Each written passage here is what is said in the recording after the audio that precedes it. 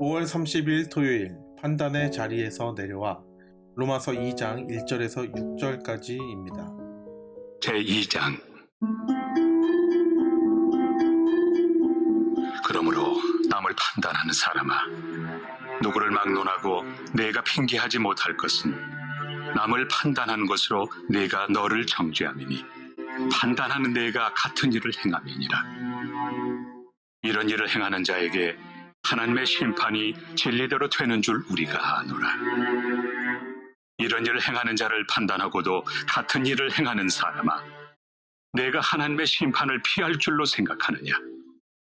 혹 내가 하나님의 인자심에 너를 인도하여 회개하게 하심을 알지 못하여 그의 인자심과 용납하심과 그의 참으심이 풍성함을 멸시하느냐? 다만 내 고집과 회개하지 아니한 마음을 따라 진노의 날, 곧 하나님의 의로우신 심판이 나타나는 그날에 임할 진노를 내게 쌓는도다. 하나님께서 각 사람에게 그 행한 대로 보응하시되. 말씀 보며 생각하기. 바울 선생님은 스스로 거룩하다고 여기며 하나님을 믿지 않는 사람들을 판단하고 비판하는 유대인들에게 경고의 말씀을 전하셨어요. 그들이 하나님을 믿지 않는 사람들의 잘못이나 약점을 지적하며 무시하고 자기들의 거룩함을 드러내고 싶어 한다는 걸 일러주셨지요. 나도 다른 사람이 지은 죄를 보고 그 사람을 판단하거나 비판하진 않나요? 그렇게 행동하는 것은 의로운 심판자이신 하나님의 자리에 내가 앉아 있는 것과 같아요. 하나님은 죄인이 나를 심판하시기보다 오랫동안 참아주세요. 이 사실과 하나님만 심판자이시라는 걸 기억하며 다른 사람의 죄를 판단하기보다 하나님의 사랑으로 덮어주고 공감해 주도록 해요. 내 마음에 질문하기. 최근 다른 사람의 잘못이나 죄를 봤을 때 속으로 어떤 생각이 들었나요? 하나님이 오랫동안 참아주시는 나의 죄는 무엇인가요? 말씀 따라 적용하기. 하나님의 자녀인 우리는 다른 사람을 판단하기보다 사랑하고 공감해 주어야 해요.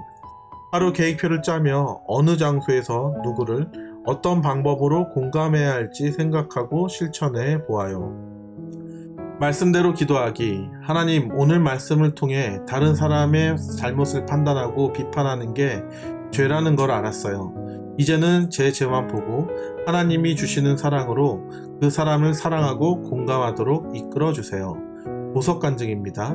판단하고 심판한 엄마, 교사 유미. 저는 아들과 딸에게 평생 큐티하는 습관을 가졌으면 좋겠다는 소망이 있었어요. 그래서 아침에 일어나자마자 큐티하게 했지요.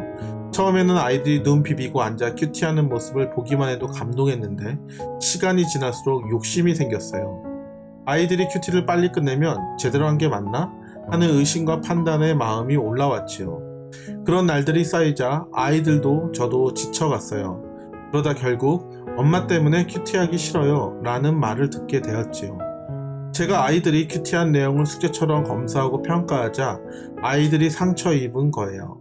이제는 아이들이 큐티한 내용을 판단하지 않고 큐티하는 모습 그대로 예쁘게 보도록 노력할게요.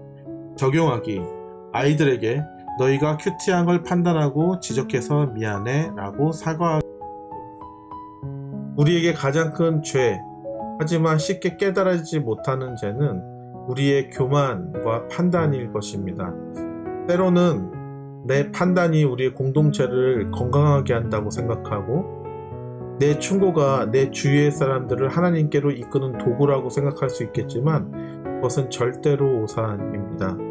내가 비판할수록, 내가 남을 판단할수록 하나님과의 관계, 하나님과의 거리가 굉장히 멀다라는 것을 이야기해 주는 것이거든요. 당장에는 나의 비판의 소리를 주위의 사람들이 들어주는 것 같지만 남뿐만 아니라 나 또한 영적인 생명을 잃어버리게 하는 독약과도 같은 것입니다. 잊지 마시길 바라요. 판단과 정죄는 절대로 하나님께서 기뻐하시지도 역사하시지도 않는 죄라는 것을 잊지 마시기 바랍니다. 아무쪼록 하나님께서 나를 품어주시고 용서해주시는 사랑으로 우리 주위의 사람들과 함께 그 사랑을 나누며 서로를 보듬어주는 것은 어떨까요?